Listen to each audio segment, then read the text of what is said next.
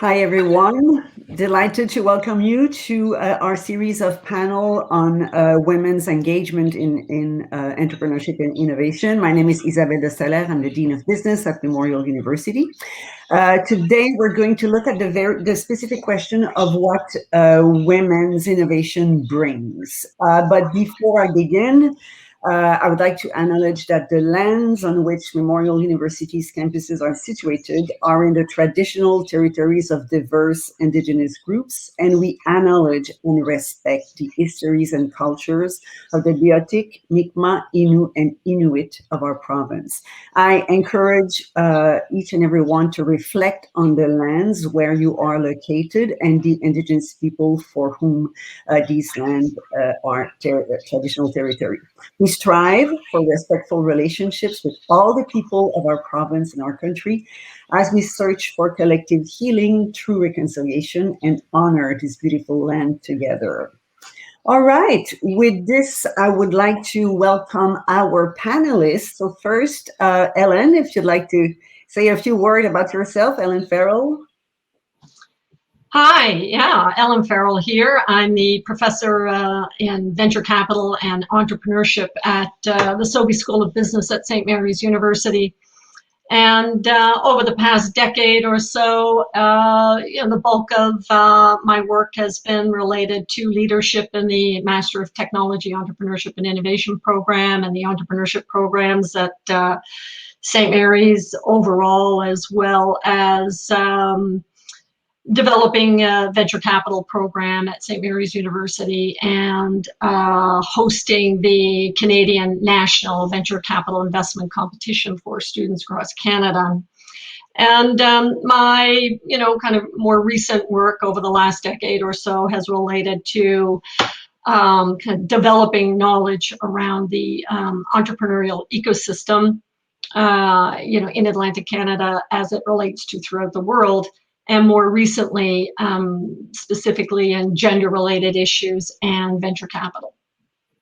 Thanks, Ellen. Great having you. Ruma. Hi, everyone. I'm Ruma Bose. I am a very proud graduate of Dalhousie University. I always like to start by telling people my story, which is I grew up in a town called Trois-Rivières, which is a very small town in Quebec. My parents were the first immigrants that arrived in a region where no one spoke English. We were on the cover of the local newspaper there.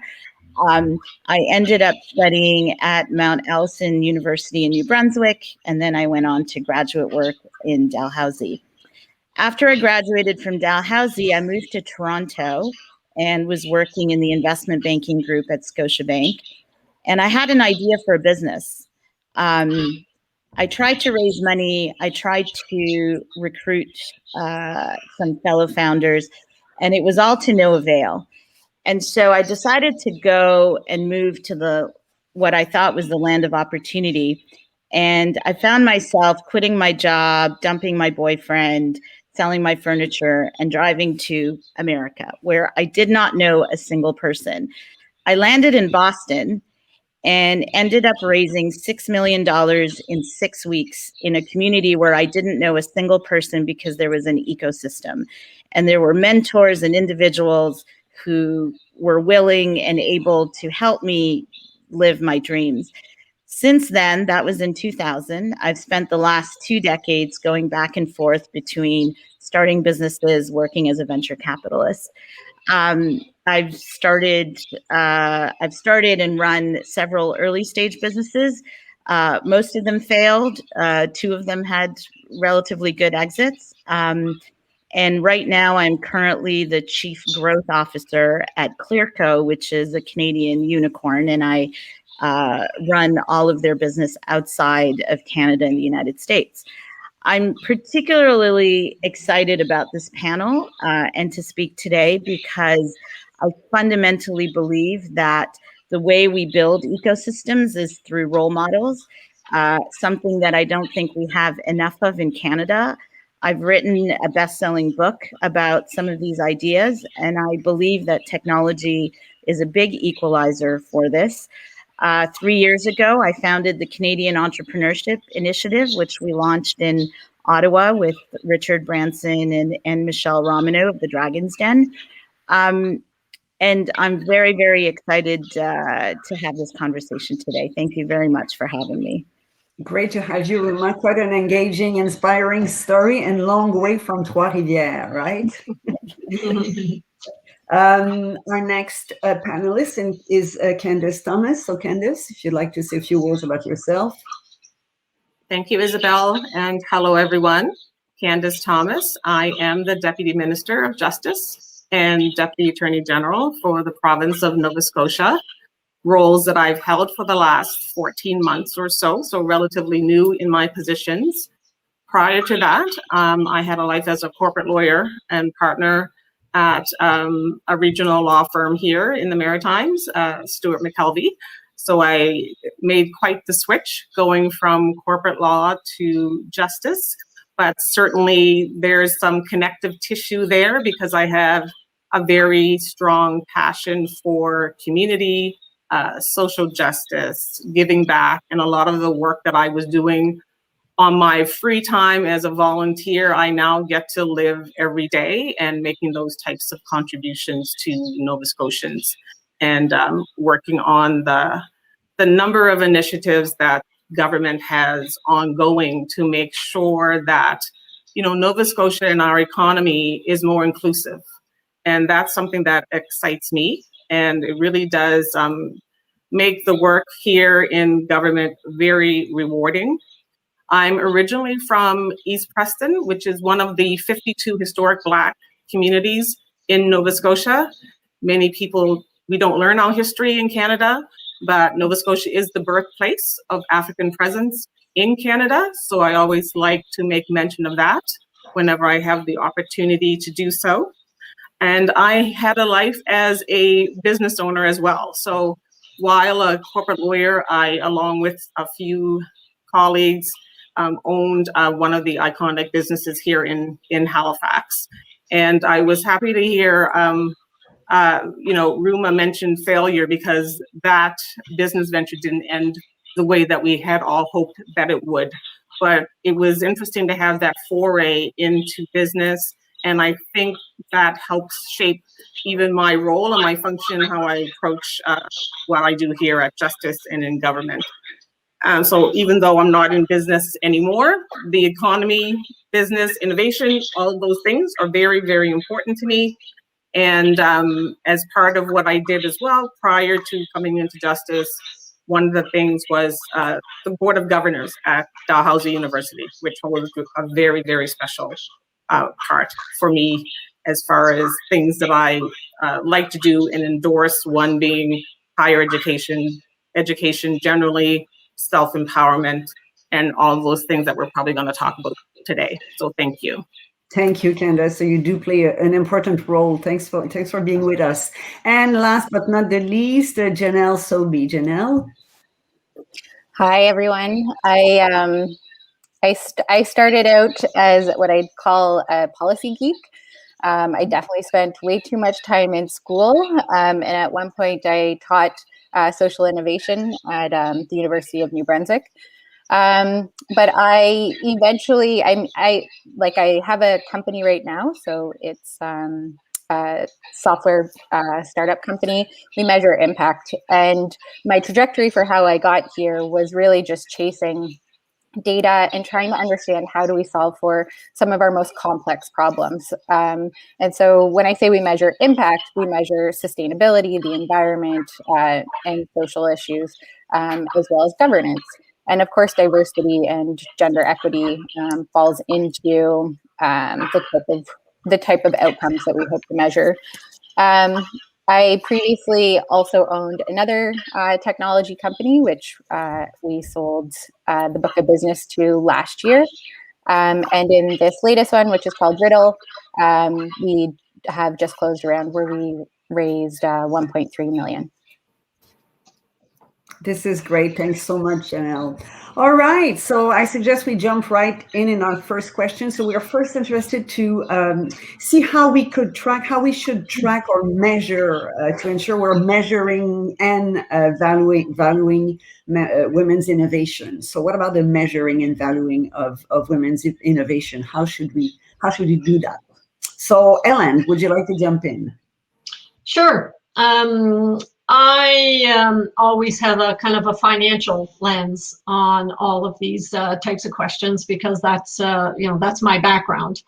And so I think one of the areas that needs a lot of measuring and tracking these days, particularly from Canadian context, is the gender-based lens of kind of investing and lending. And so I kind of getting, the VC investment side of things, and I'm talking a little bit about, the bank and the lending side of things, and which one of these have really adopted a gender-based lens for their investing. So who's on their board, who's a member of their team, who are they investigating and looking at, who are they bringing in, the people that they're lending to and investing in, do they have a kind of a gender base? So it's very, very broad kind of a collection of features that I'm thinking about right now. And that if we were measuring that, then we compile it, and then we publish the report, and then we make the report available to the stockholders and the limited partners who play a big role in the venture capital industry. And kind of we make this very aware. This is not a new idea, right? There are other countries in the world that are kind of making an attempt at this, and there have been, I think, some modest attempts so far at this kind of level here in Canada. But my feeling is that the upcoming swell of legal liability that is going to appear as a result of Me Too, Black Lives Matter, the Indigenous, the Asian, the the Islamophobia issues that are going on it's just not, the current system is not going to hold water anymore under that push,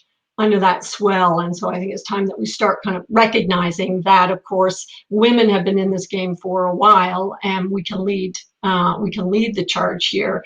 And I don't think that the current 98% of the leadership in those banking, lending, investing, financing, venture capital, LP industry, the 98% white male leaders in that group need to kind of become aware of the swell and recognize that there are a lot of things that they can do. And I think that this, my opinion is we have lots of women's innovation out there, and it's just not quite getting the recognition that it should have from places where it should, it should take place. And so that's the kind of the water that I'll step into, or maybe set the stage. Thanks, Ellen. Covered a lot. Anything to add? I can. So I'm sorry, you hear me? So I'm the diversity and gender advisor to Panelists Capital, which is the largest fund of VC funds in Canada. And last year, I gave a talk at their annual LP meeting, which, when I looked out from the stage, was a sea of white men, which was very interesting. And I gave a speech which I coined FI, that I call female intelligence. And what I fundamentally believe is that if you can see it, you can believe it. And I wanted to start with giving a baseline of statistics of where we are in Canada today. So according to Stats Canada, only 5% of Canadian tech startups have a female founder. Only 4% of VC dollars in Canada are invested in women-led ventures. And here's the statistic that's most shocking, which is while only 20% of the pitches that venture capital firms hear are women-led firms, only 10% of the firms that get VC funding are women-led. That means that once a woman-led firm gets in the room with venture capitalists, they have a far lower chance of actually getting an investment from male-led firms. To me, that means there's a serious flaw in the structure of the venture capital industry. This isn't specific to Canada. This exists all over the world. But specific to Canada is that 75% of Canadian investment firms have no women at all on their investment teams, and 90% of VC firms with all male investment teams exclusively funded ventures with all male founding teams. So I'm sure that we will get into, a healthy debate after, but I think these are numbers that as Canadian women, we should think about really seriously, because we are not represented, we are not funded, we are not really talked about. And there is so much data and research and information out there that talks about how female founders outperform, male founders by all sorts, 90%, 60%, 70%, everywhere. And it's time for us to change that. And the only way we can change that is if we're in the room, we're at the table, and we're having the conversations. That's where I'll start with. Thanks, Ruma. And that's actually a nice segue to our next question, which is about, what should we do? And I'll invite Candice and Jenelle to comment on this. So what are the aspects of this innovation ecosystem that needs to change, right, to ensure that women are included? And both Ellen and Ruma touched on this in their answer to the first question. So I'd like to invite Candice. So what do you think are the changes that are needed? Thanks, Isabelle. If I may, though, just comment on the first question, because I think we have to even move back a little further as we start this conversation foundationally and talk about the pipeline into innovation in business and how education plays a role in that. So I do want to just emphasize that we have to do a lot of work before we get to the point of, well, where are all the women when we're talking about, trying to get venture capitalists to invest in women's businesses and all of those types of things, that we have more groundwork yet to do as far as engaging young girls while they're young in school and making sure that women are getting into STEM and all of those other areas where people are actually looking to invest capital, and making sure that we're bringing along women and girls who are confident and willing to follow and pursue and know that they don't have to succeed the first time either. So being willing to fail. And also to add that I do believe that government has a role to play in all of this. And it can't be siloed government departments anymore either. So I just wanted to add that to the first question, and I apologize for taking time away from moving forward with our discussion. I think some of the things that would have to change, and one of the big things I believe strongly, this is just me, is that we think about innovation beyond just dollars and cents. And some of it goes towards like sustainability goals that we are now thinking about. But, what about community development perspective as far as what women have to bring value in and what kind of changes that could make in what we're doing when we're talking about innovation in business? I think it's important not to simply equate the conceptualization of innovation as just being necessarily marshaled in a private sector configuration. So I just want to bring that part to the table. Obviously, it's really important, the role and the contributions that women are making to our society and economy now. And they're very significant and very important. But I think when women are engaged in business and successful, we see a growth outside of purely business and economy. We see social well-being health, wellness, that it's just a bit broader from where I sit anyway, from a lot of what I see and what is important for women as they engage in business. And I think incubators and accelerators, if they're funded by government, we should make sure that government is defining that funding is going to be conditional upon making sure that we have markers to ensure that we're engaging women. And when we say women, I want to say generally for me, it's intersectionalization. We have to know that we're not strictly speaking about white women, because that's the other part of the room. If we're talking about secondary to white men, then the next group that you're going to see is white women.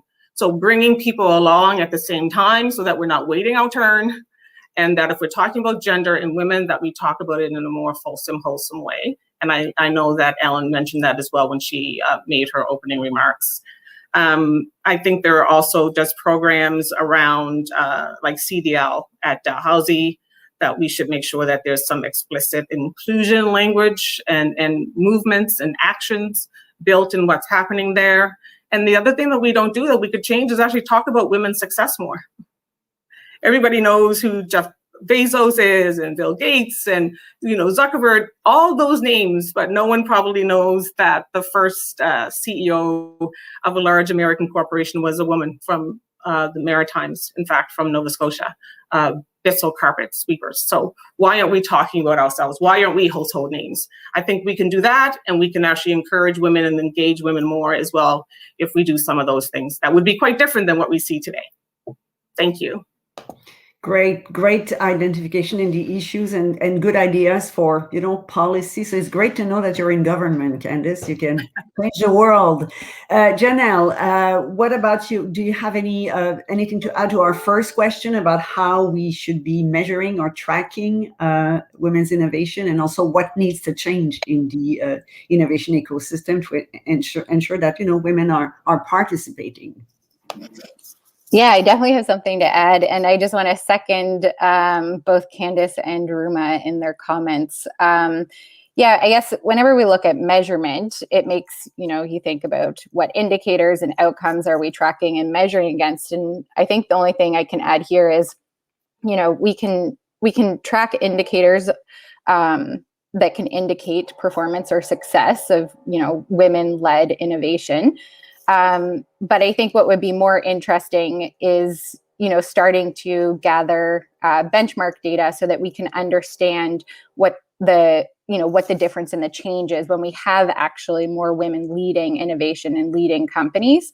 Because right now, what we would be comparing or benchmarking ourselves against would actually be what are, the assumptions or the existing status quo. So I think it's actually really hard at this point to look at measurement, because what we are then doing is simply comparing against status quo innovation, performance, and success. But to Ruma's point, we've seen stats on female performance leading companies. And so when we look at, assumptions made around, what would we expect to see from female-led innovation, then at least my assumption would be that we would also see that we would have, greater impact, likely varied in terms of what we consider to be value, in terms of the impact of the product or the service or the process that was created by the team. And then I also believe that we would end up seeing like different sectors being explored or disrupted, and see innovation happen within it. And I guess that takes me into some of the things, that we would need to change. And so I won't repeat, all of the terrible stats around female leadership and therefore those who lead innovation projects. But I do think, putting women in positions of influence is really important for ensuring that we have access to grant money, to VC money.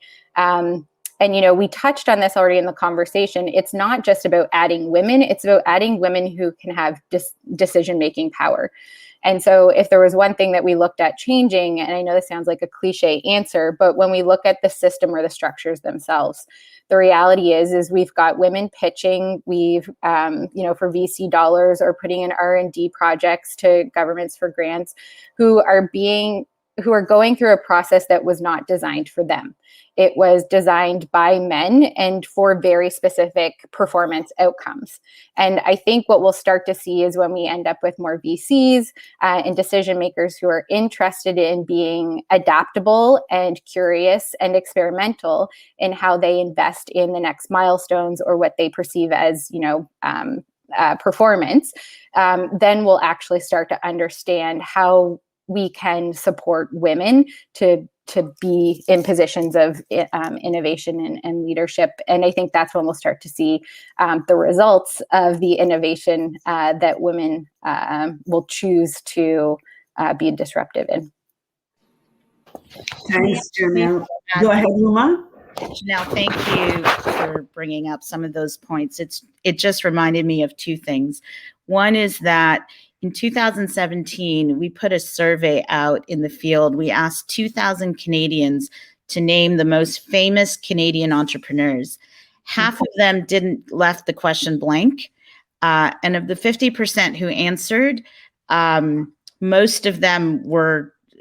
of them weren't alive. The most popular answer was Alexander Graham Bell. Then it was, Jim Pattison, Kevin O'Leary. It was older white men who don't run their businesses anymore. The first woman who was mentioned was, had 10 people mention her name and was sort of, very at the bottom of the list of entrepreneurs we read from. But then when we asked them who are the most famous entrepreneurs in the world, it was all the usual suspects: Zuckerberg, Gates, Elon Musk, etc. And what that showed me is we don't celebrate entrepreneurs in general enough in Canada, and we certainly don't celebrate women entrepreneurs. And I think, again, that aspect of everyone, whether it's government, the private sector, education, we need to elevate and celebrate entrepreneurs in the way, and innovation and the faces who represent that in the way we celebrate our hockey players, our Olympians, because they are changing the economy today. The second thing I think that's really important for us to acknowledge is the fact that we also need to include men in this discussion, because it's not enough for women around the country to sort of come together and say we need change. We need to have men who understand what is going on and change their mindset and the way they think and do this together, because it's not an either or, it's an and we're all in this together, and it's for our daughters and our nieces and our friends, and it's the time is now. Thanks, Ruma. This was very telling, the entrepreneurs that are remembered, and also, of course, bringing men in the conversation for sure. All right, we'll jump right into the third question. And Ellen, I'm going to start with you and ask you to unmute. And how does women's innovation occur in the private and the public sector? So what can you tell us about that, Ellen? Well, I'm more familiar with the private sector, and I'm glad that the specter of role models has already come up. There's not a lot of research on role models. It's really, really surprising. Lots about coaching, lots about training, tons about mentoring, but role model is very, very different than any of those previous. So first of all, there's not much in that area, but why I think this is so important is because the little bit of research that there is about finance and women and role models is that women have to have women role models. Looking at Zuckerberg and looking at Alexander Graham Bell and looking at whoever really doesn't matter. And I only came to this knowledge because over the years, recent years, when I was looking to bring in women entrepreneurs to the venture capital program as part of the the investment process that the students are doing, it was getting harder and harder to find women entrepreneurs in the ecosystem. And a couple of years ago, this kind of prompted me to start looking around, and this is kind of where I ended up here, is that we need more women so that the high school girls that I think it was perhaps Ruma brought up, that the high school, or maybe Candace, that the high school girls are seeing other young women ahead of them, or older women ahead of them, or other women ahead of them, or other women trying to raise venture capital. And in the great interview at Harvard Business Review with a well-known woman, BC, and she said, like, this is how we go about finding our investments. When it's ready to do some investments, we reach out to all of our networks, who are kind of mostly VCs, right? And kind of look for some ideas, and then it kind of comes time to making an investment. The men are going to say, well, I'm going to spend several years working with this person. I'm going to be on their board for at least a couple of years, and probably longer than that. I'd like to have somebody that I really like and get along with. And so who do they really like and really get along with?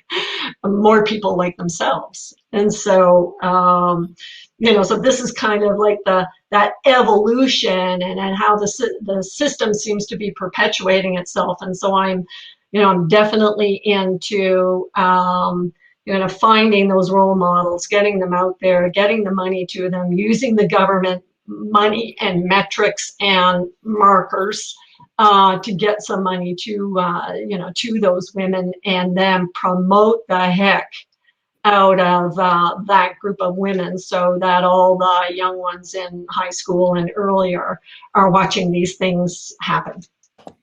Thanks, Ellen. Guys, we have been so passionate in our discussion. We're running out of time, actually. So I'd like to ask, perhaps, who wants to jump in? Candace, Ruma, Jenelle, maybe say a few words about this last question about how women's innovation occur in private and public sectors. So yes, Ruma, go ahead. Something, Ellen, I loved what you said. Again, I want to go back to, if you can see it, you can believe it. I can guarantee you, without knowing any statistics or any numbers, that there are many little girls out there across Canada who now believe they can have senior roles in government. Because, our Prime Minister had 50% of their cabinet be women, that will make a fundamental difference for generations to come.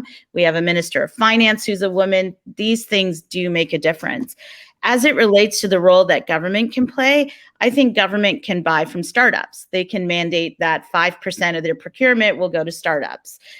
They can mandate female boards and things where that will fundamentally make a difference, because the private sector will do something if they're asked to do it, right? And on the private sector side, have more female leaders, make them more visible, take the initiative to really put, senior levels of management out there speaking, representing your companies. And finally, to your point, Candace, education.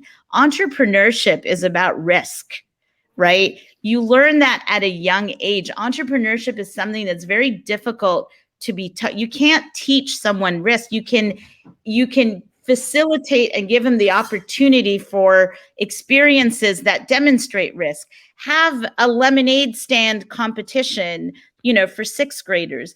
The one program that fundamentally, I think, changed my life and introduced me to entrepreneurship at a young age was the Junior Achievement Program.